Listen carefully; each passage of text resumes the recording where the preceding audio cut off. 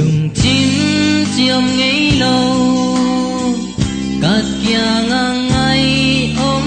lệ chín tôm cạn sung giống nòa na khem bêu elo me o ngay ông nu sẽ kiến mô kỳ kia hồng quạt xoạc sắc kiến mà chàng xuân khó mì xin today sút khó min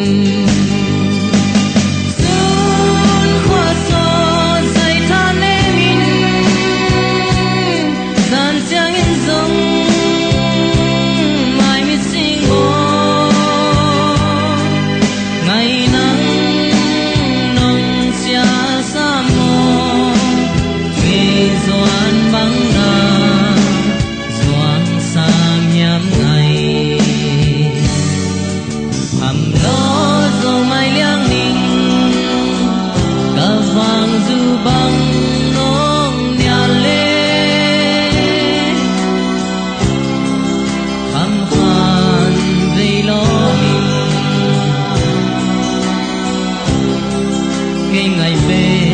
thì xa kinh xuân khoa gió dày than em in dàn trang in giông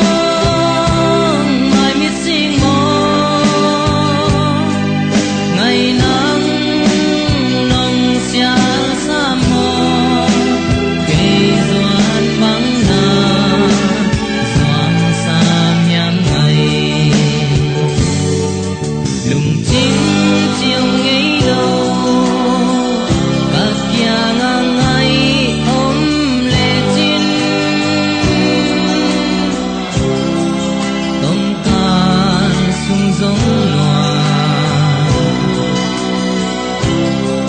na khem bêu